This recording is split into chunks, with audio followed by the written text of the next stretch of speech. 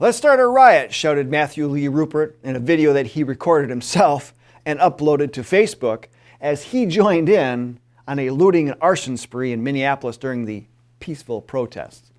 Mr. Rupert is from Galesburg, Illinois, and made the 400-plus mile trip with his girlfriend to protest the disgraceful death of Mr. George Floyd. But as a very astute reporter from CBS 2 in Chicago disclosed, CBS 2 reviewed the videos and found many instances of looting and arson, but no commentary on Mr. Floyd and the justice that many are seeking. We'll look at these protests and demonstrate that while this is currently happening, these are old tactics with an old enemy, albeit with newer faces. In this episode of Analysis Behind the News, where we provide the perspective that you can use to restore American liberty and independence. And isn't it interesting that COVID-19 has taken a backseat in priority to the riots in cities all across the country? Rioters don't seem to be too afraid of either catching or spreading the disease either. Of course, your typical protester doesn't really seem to be in the high-risk categories. But that's because communist leadership prefers the younger, more impressionable generation who can make good cannon fodder for the future revolution. In fact, Mr. Rupert thought it was okay to bring with him to the Minneapolis protests explosive devices, which, when described in media accounts, sound a lot like a quarter stick of dynamite. He was giving them to his fellow protesters and directing them to light and throw them directly at police officers, which they did. The whole facade of a spontaneous demonstration was exposed when numerous media accounts mentioned various supplies being staged in protest areas ahead of these protests. These supplies included boxes of matches, jars and bottles of gasoline, kindling soaked in gasoline or paint thinner, and pallets of bricks loaded in pickup trucks. Criminals intent on stealing, vandalizing, or burning down property usually carry and supply the tools they need in order to do so.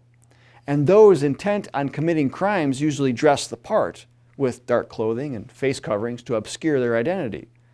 Where there is intent, there must certainly be organization.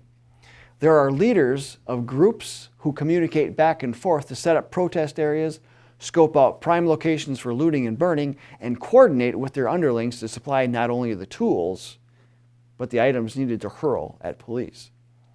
If for the last few decades, the federal government wouldn't have helped gut the intelligence infrastructure of the state and local police, and if organizations like the ACLU and National Lawyers Guild wouldn't have helped to neuter police procedures, officers would be able to be better prepared.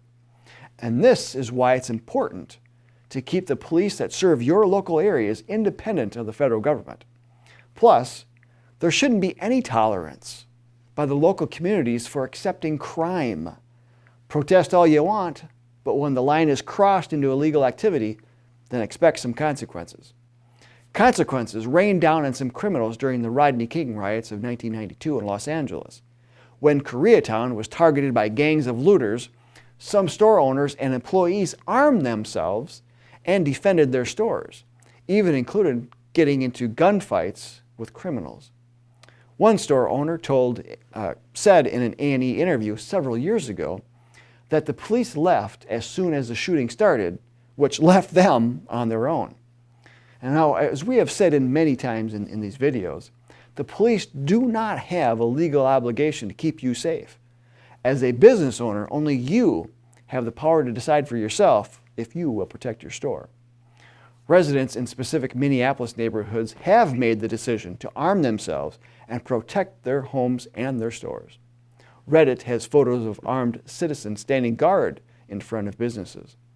And TwinCities.com published an article about a group of residents who were armed with little more than baseball bats, pieces of wood, and metal pipe.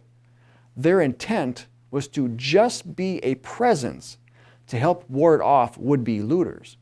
And it appeared to work as many slow-moving vehicles quickly drove off without engaging anyone.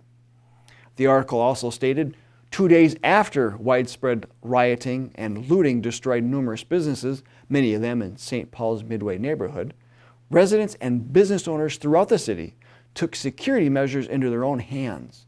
Some homeowners spent the night on their three-season porches, lights on, to monitor their streets.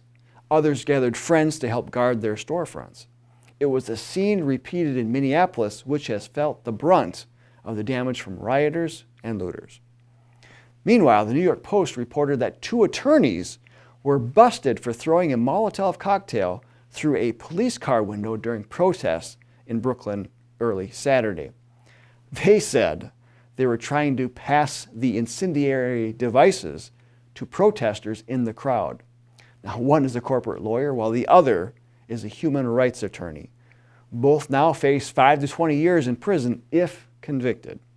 And no word yet if they are part of the National Lawyers Guild, which was identified in 1950 by the House Un-American Activities Committee as the foremost legal bulwark of the Communist Party. The report also mentioned that the National Lawyers Guild, since its inception, has never failed to rally to the legal defense of the Communist Party and individual members thereof, including known espionage agents. It has consistently fought against national, state, and local legislation aimed at curbing the communist conspiracy. Nowadays, the general public knows nothing about the communist conspiracy. Yet, if we Americans are to preserve our system of government and our way of life, then we must get to know the enemy of what that system and that way of life is. Communism didn't dry up and blow away with the so-called collapse of the Soviet Union. The national organization of the criminal element of these riots is certainly proof that there is an active agenda to attack a hallmark of our American Republic, namely our local law enforcement. An accurate study of communist history shows that the first rule for conquest of any country is to divide the people into quarreling factions. Getting them to fight amongst themselves allows the communists to deflect and operate without suspicion, as a nation that is divided can easily be then weakened and conquered from within. That study of history comes to us from the video JBS produced in 1965 called Anarchy USA. That video exposed the communist roots of the 1950s and 1960s riots, and many parallels can be made to today's riots. Watch it and decide for yourself. Links are in the description. If after watching you agree that something must be done, then apply for membership at jbs.org and something will be done. You'll be enrolled in a national program that acts locally on a common agenda to restore American liberty and independence. I'm Bill Hahn for the John Birch Society. Until next time, stay informed, stay active, and stay safe, Patriots.